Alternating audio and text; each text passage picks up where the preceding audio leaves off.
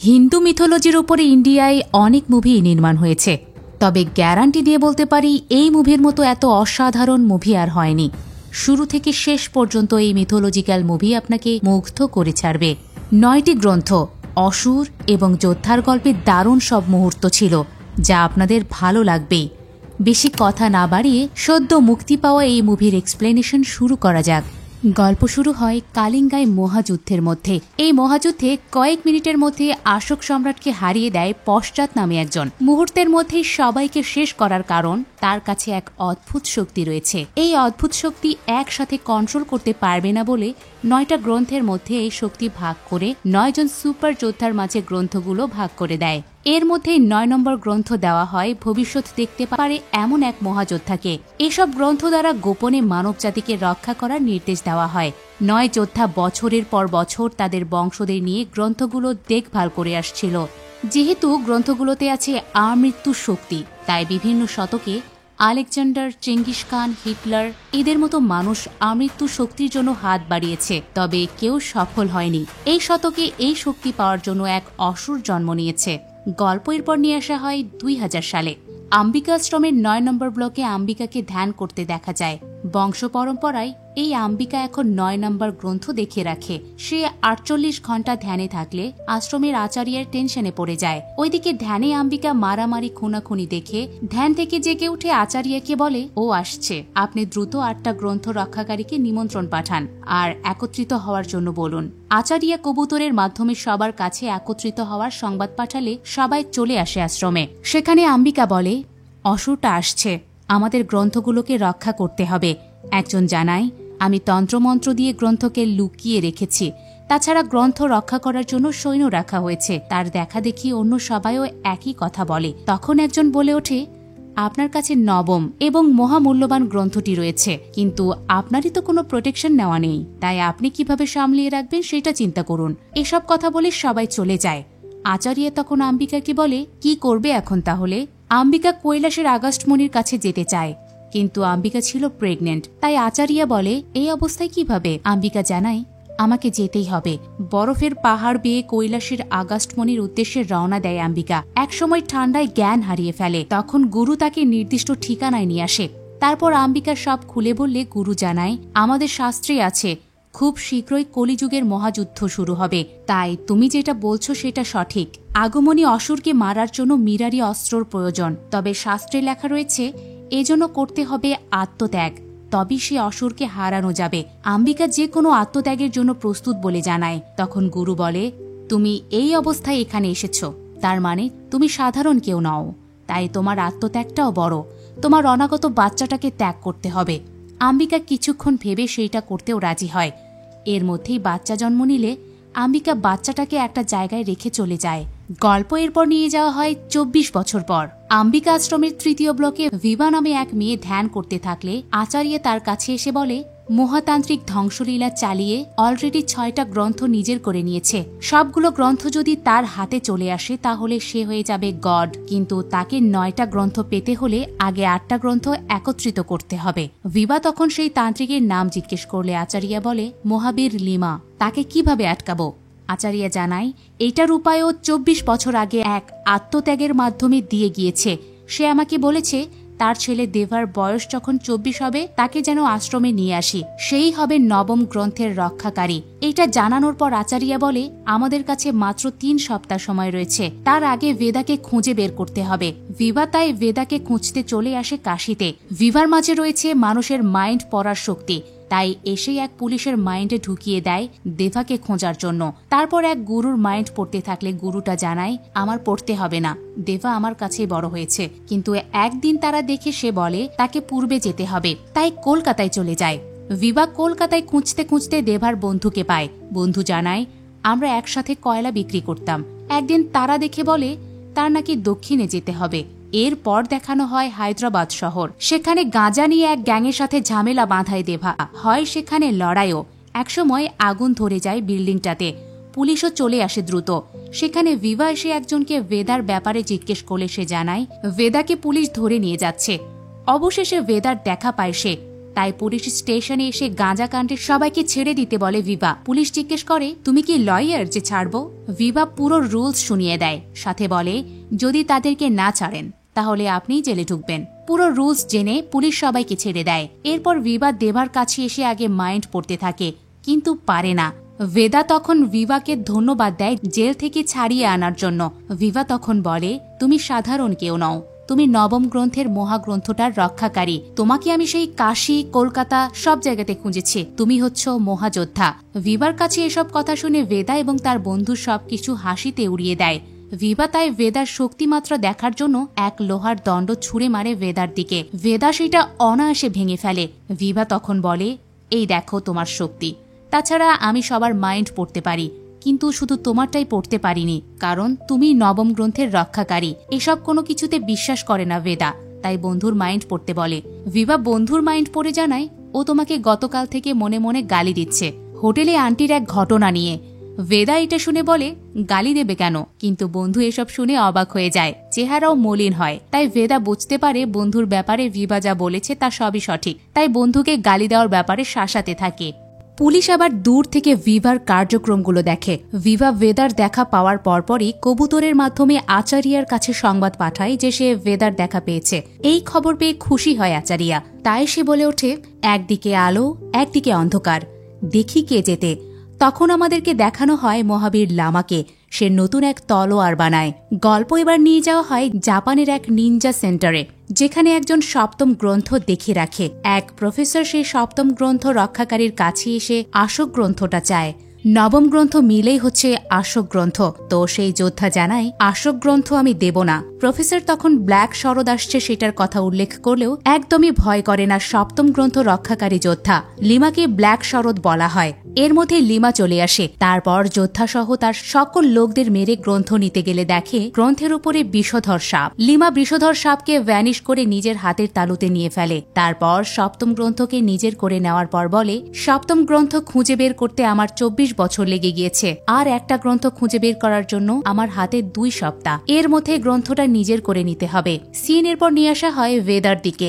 ভেদার কাছে চলে আসে ভিভা। ভেদাকে খুঁজতে আবার গাঁজা মাফিয়ার লোকজন ধারালো অস্ত্র নিয়ে মারতে আসে। তখন ভেদা এবং ভিভা গুন্ডাদের থেকে বাঁচতে এক জায়গায় লুকিয়ে পড়ে। সেই সময় ভেদা খুব কাছ থেকে ভিভাকে দেখে মুগ্ধ হয়। সেইটা আবার বুঝতে পারে ভিভা, তাই বলে, তোমার মাইন্ড পড়তে না পারলেও তোমার ফিলিংস পড়তে পেরেছে, এসব থেকে দূরেই থাকো। কিন্তু ভেদা ভিভার প্রেমে হাবুডুবু খায়। সেইটা আবার বন্ধুদেরও বলে।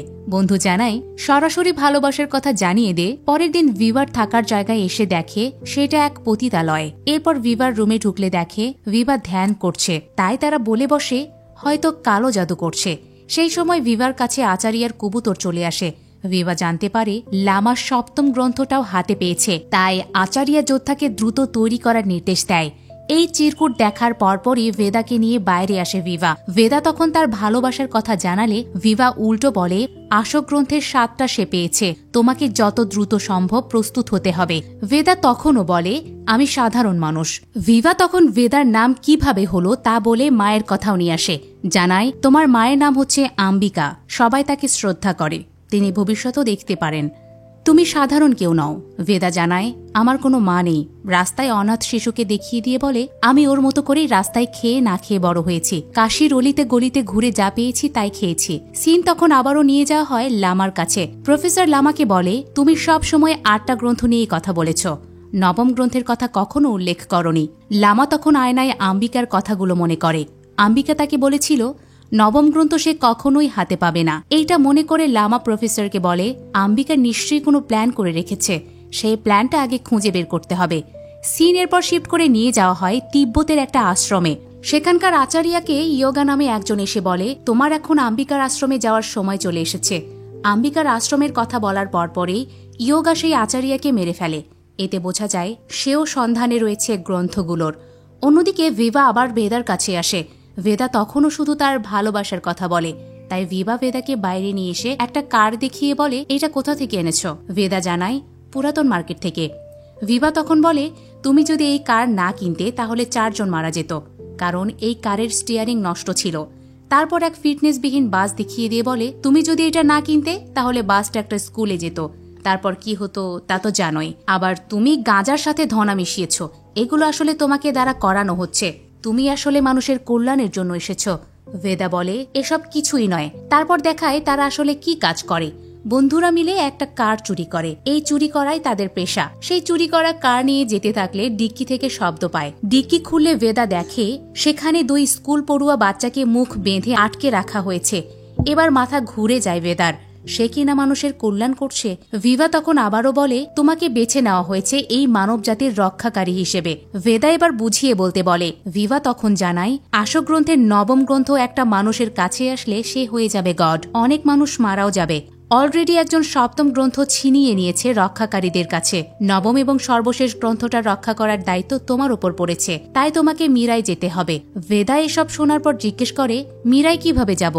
ভিভা তার মা অম্বিকাকে স্মরণ করতে বলে। এজন্য দেখিয়ে দেয় মাতৃমুদ্রা নামে এক ধরনের হাতের ব্যবহার। বেদা সেটা করলে মায়ের গর্ভে থাকা অবস্থায় কি কি বলেছিল সেটা শুনতে পায়। মা তাকে বলেছিল এই 9ম গ্রন্থ তাকে রক্ষা করতে হবে, এজন্য আসতে হবে মীরায়ে। সাথে তাদের আবার কোথায় দেখা হবে সেটাও জানায়। মায়ের এসব কথা শুনে একদম স্তব্ধ হয়ে যায় বেদা, নাক দিয়ে আসে রক্ত। অন্যদিকে ভিভা খুশি হয়। আচার্য এই ব্যাপারে চিঠিও পাঠায়। এদিকে মায়ের এসব কথা শুনে বিস্মিত হয়ে আবার চেষ্টা করে মাতৃমুদ্রার, কিন্তু সেটা সাহস হয় না। সিন এবার নিয়ে যাওয়া হয় মরক্কো। সেখানে প্রফেসর এবং লামা 8ম গ্রন্থের খোঁজ পায়। প্রফেসর তার গবেষণায় দেখতে পায় হঠাৎ মরক্কোর এক পাহাড় একেবারে উধাও হয়ে গিয়েছে। এটা কোনো সাধারণ মানুষ কিংবা যন্ত্রের দ্বারা সম্ভব নয়, তাই নিশ্চয়ই 8ম গ্রন্থ এখানে রয়েছে। তাই তারা চলে আসে মরক্কোতে। এরপর সরাসরি গ্রন্থ রক্ষাকারীদের কাছ থেকে গ্রন্থটা চায় লামা। রক্ষাকারী তার সৈন্যদের তখন হামলা করার নির্দেশ দেয়। সবাই অদ্ভুত যন্ত্র নিয়ে লামার মুখোমুখি হয়। রক্ষাকারী তখন বলে গ্রন্থ নিতে এসেছিস না, এবার মর। সৈন্যরা শুরুতে থাকে তরঙ্গ, যেটা প্রথমে মোকাবেলা করতে পারে না লামা। তারপর তার তলোয়ার এবং এক ঢাল বানিয়ে শুরু করে দেয় লড়াই। এবার আর সৈন্যরা পেরে ওঠে না, তাই রক্ষাকারী গ্রন্থটা বের করে অন্য জায়গায় যেতে চাইলে লামা রক্ষাকারীর হাত কেটে গ্রন্থটা নেয়। তারপর 8ম গ্রন্থের শক্তি তার কাছে আসলে সে এক সিংহাসন বানিয়ে বসে। নিজেকে মনে করতে থাকে সকল ক্ষমতার অধিকারী। প্রফেসর তখন সেখানে থাকা সকল মানুষকে বসে আনুগত্য প্রকাশ করতে বললে ভয়ে সেইটাই করে সবাই। সিনের পর নিয়ে আসা হয় অম্বিকা আশ্রমে। সেখানে ইয়োগা এসে আচার্যার কাছে 9ম গ্রন্থ চাইলে আচার্য জানায় সেটা কখনো তুমি পাবে না, আমার আর মৃত্যুর ভয়ও নেই। সেই সময় ভিভার দেওয়া চিরকুট কবুতরে করে আসলে সেটা দেখে ইয়োগা। চিরকুট পরে ইয়োগা বলে ডেস্টিনি আমাকে খুঁজে নিয়েছে। আচার্য তখন আবারও বলে কোনো লাভ হবে না, তুমি আমাকে মেরে পুরো আশ্রম জ্বালিয়ে দিলেও 9ম গ্রন্থ তুমি পাবে না। এসব শুনে ইয়োগা আচার্যকে মেরে আশ্রমে আগুন জ্বালিয়ে দিয়ে কবুতরের পায়ে ট্রাকার লাগিয়ে উড়িয়ে দেয়। এই পর্যায়ে বেদা এক মহিলার কাছ থেকে টাকা না নিয়েই কাজ করে দেয়। সেটা দেখে বন্ধুরা বলে যেদিন থেকে মায়ের কথা তুই ভাবছিস সেদিন থেকে তুই যেন বদলে গিয়েছিস। মায়ের কথা এভাবে বলতে নিষেধ করে বেদা। তাই 2 বন্ধু মিলে সিদ্ধান্ত নেয় ভিভাকে এখান থেকে ভাগাতে হবে, তা না হলে আমাদের ব্যবসা লাটে উঠবে। একজন সেজন্য আসে ভিভার কাছে। তার কাছে এসে চলে যেতে বললে সেই সময় কবুতরটা আসে ভিভার কাছে। ভিভা কবুতরের পায়ে রক্ত আর ট্র্যাকার দেখে বলে অনেক মানুষ মারা গিয়েছে, তারা আমাদের দিকে আসছে, আমার বেদার কাছে যেতে হবে। পুলিশ ভিভাকে সন্দেহ করে আগে থেকে রেকর্ডার লাগিয়েছিল, তাই ট্র্যাকারের কথা জানতে পেরে কোনো একটা ধামাকা হতে চলেছে ভেবে পুরো পুলিশ ফোর্স দিয়ে জায়গাটা ঘিরে রাখে। সেই সময় ইয়োগা সেখানে উপস্থিত হয়। তারপর ভেতরে প্রবেশ করে ম্যানেজারকে মারে, যেটা আবার সিসিটিভি ক্যামেরায় দেখে পুলিশ। সেই সময় বেদার বন্ধুকে নিয়ে রুম থেকে বেরিয়ে যায় ভিভা। পুলিশ তখন ভিভাকে না ধরে ইয়োগাকে ধরার সিদ্ধান্ত নেয়। একসময় ইয়োগাকে ঘিরে ধরে। ইয়োগা সবাইকে মেরে সামনে এগিয়ে গেলে সিআই ভয়ে জানায় মেয়েটি বেদা নামের একজনের কাছে গিয়েছে, তার লোকেশন আমরা চিনি, আমি আপনাকে নিয়ে যাব। অন্যদিকে ভিভা বেদার কাছে এসে জড়িয়ে ধরে কান্না করতে থাকলে বেদা জিজ্ঞেস করে কি হয়েছে। ভিভা বলে আমি যার কাছে আশ্রিত ছিলাম তাকে মেরে ফেলা হয়েছে। এই দুনিয়ায় আপন বলতে আমার আর কেউ রইল না, এক তুমি ছাড়া। তারা এখন আমাকেও মারতে এসেছে। এর মধ্যে ইয়োগা চলে আসে বেদার আস্তানায়। ভিভা তখন সামনে এগোলে তার সামনে ঢাল হয়ে দাঁড়ায় ভেদা।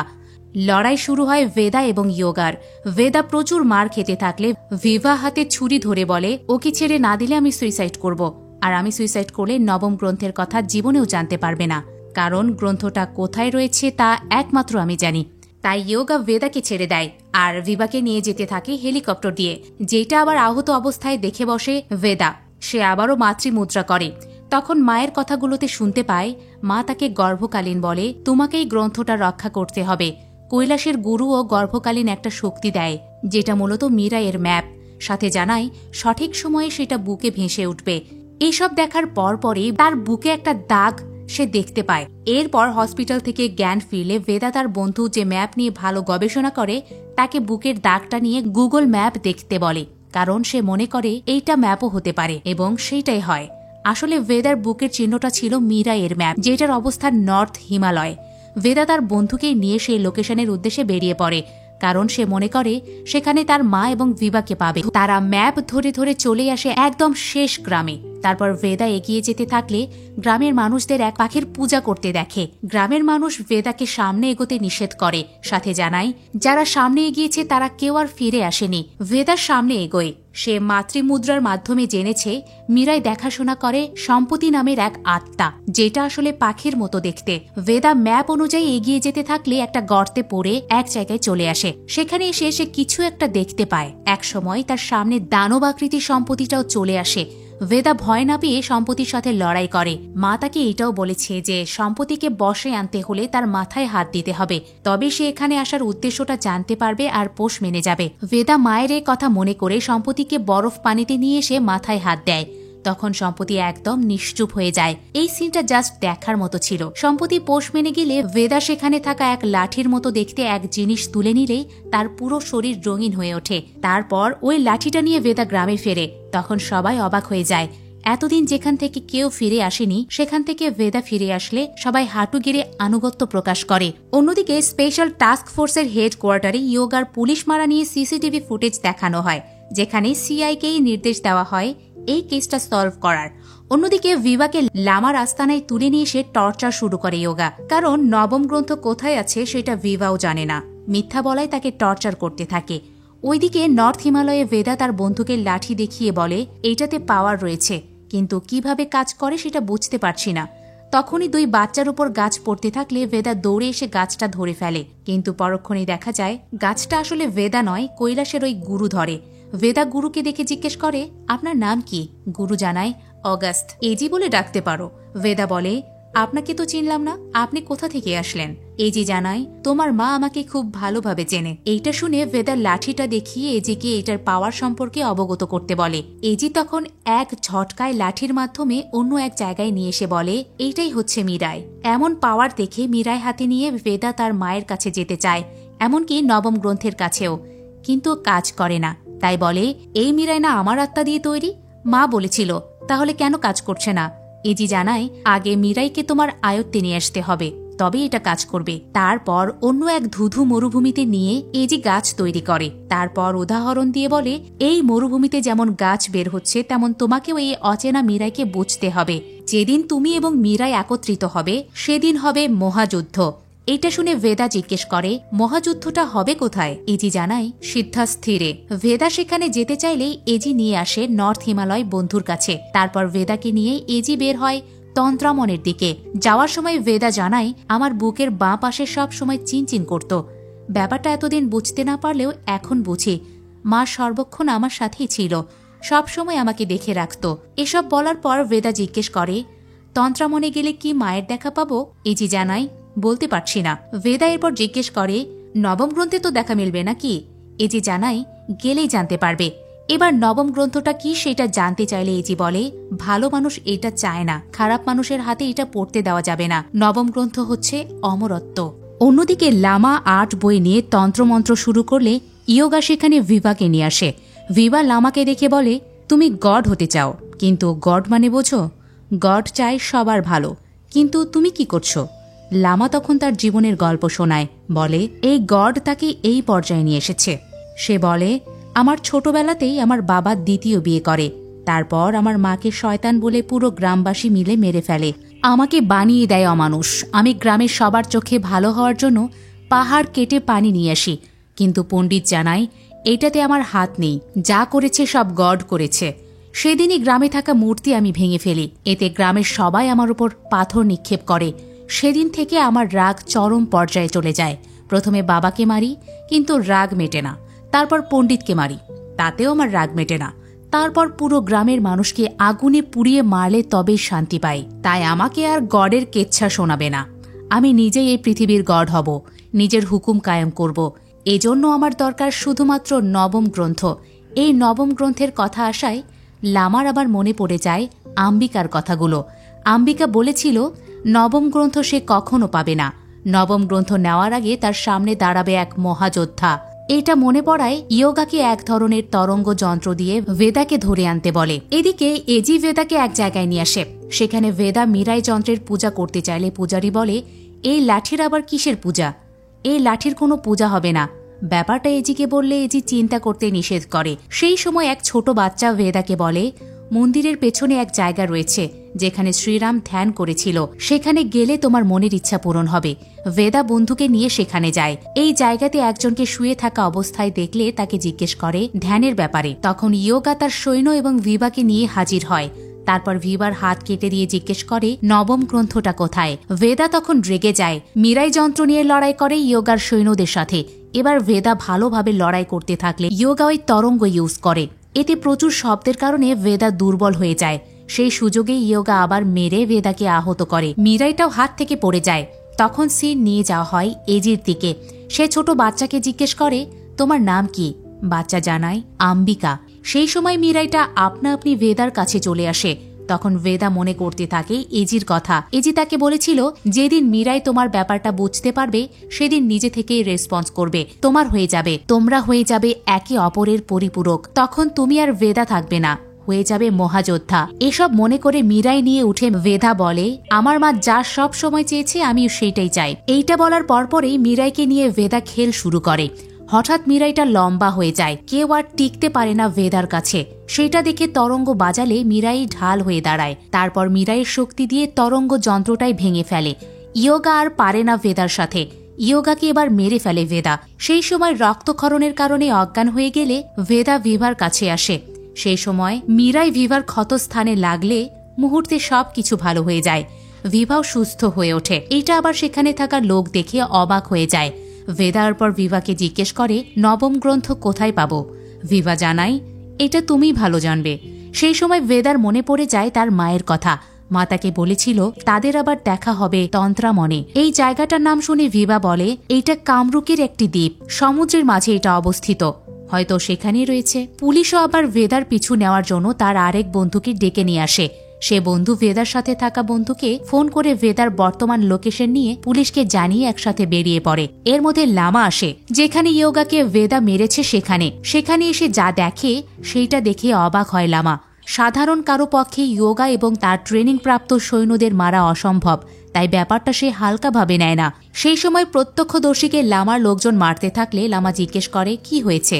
একজন জানায় সে তাদের কামরুক দ্বীপে যাওয়ার কথা শুনেছে। এইটা শুনে লামা হেসে বলে, তাহলে তারা আঙ্গামাবলির কাছে গিয়েছে। এদিকে ভেদা ভিভাকে নিয়ে চলে আসে কামরুক দ্বীপে। এসে এক তান্ত্রিকের কাছে তান্ত্রামনের কথা জিজ্ঞেস করলে সে আঙ্গামাবলির সাথে দেখা করতে বলে। সেদিন ছিল তান্ত্রিকদের নিয়ে এক কার্যক্রম। সেখানে ভেদা এক তান্ত্রিকের সাথে কথা বলতে গিয়ে দেখে তার আরেক বন্ধুও সেখানে এসেছে। সে আবার জানায় তাদেরকে বাঁচাতে সে এখানে এসেছে। সেই সময় মঞ্চে আসে আঙ্গামাবলি। ভেদা আঙ্গামাবলির সাথে তখনই কথা বলতে চায়, কিন্তু সামনে অনেক তান্ত্রিক, কিভাবে যাবে সে? তখন ভেদা মীরাইয়ের সাহায্যে উড়ে যেতে থাকে। সেই সময় পুলিশ ভেদাকে দেখে গুলি করলে মীরাইয়ের মাধ্যমে একটা বলয়ের সৃষ্টি হয়। এর মধ্যে মঞ্চে চলে আসলে অন্য তান্ত্রিকরা ভেদার দিকে তেড়ে আসে। তখন আঙ্গামাবলি তাদের নিষেধ করে। সে ভেদার হাতে মীরাই দেখে চিনতে পারে, তাই বলে আম্বিকা যেটা বলেছিল সেইটাই ঠিক, সময় চলে এসেছে। এটা বলে আঙ্গামাবলি ভেদাকে নিয়ে এক জায়গার দিকে যেতে থাকে। সেই সময় পুলিশ পিছু নিলে তন্ত্রের মাধ্যমে পুলিশদের অন্য এক জায়গায় ফেলে দেয়, যেটা আবার একদম পাহাড়ের উপরে। এদিকে ভেদাকে এক জায়গায় নিয়ে আসলে সবাই ভেদাকে সম্মান করে। সেখানে আসলে ভেদা একটা মূর্তি দেখতে পায়, যেখানে আবার আগুন জ্বলছে।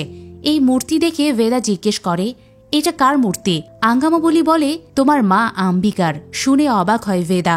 তখন বিস্তারিত বলে আঙ্গামাবলি, এমনটা হয়েছে এক অনাথকে দ্বারা। একদিন আঙ্গামাবলি এক গ্রামে গিয়ে দেখে পুরো গ্রাম আগুন জ্বলছে, কেউ আর বেঁচে নেই। তখন তার চোখ গিয়ে পড়ে এক অনাথ ছেলের দিকে, যেটা ছিল লামা। তো আঙ্গামাবলি অনাথ ছেলেটাকে তন্ত্রামনে নিয়ে আসে।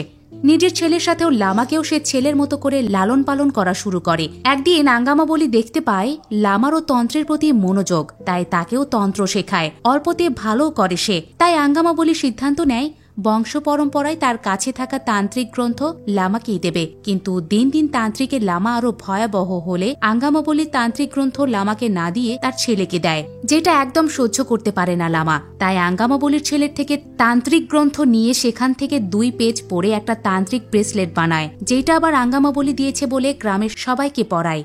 পরের দিন তন্ত্র দিয়ে লামা আগে আঙ্গামাবলীকে গাছে বাঁধে।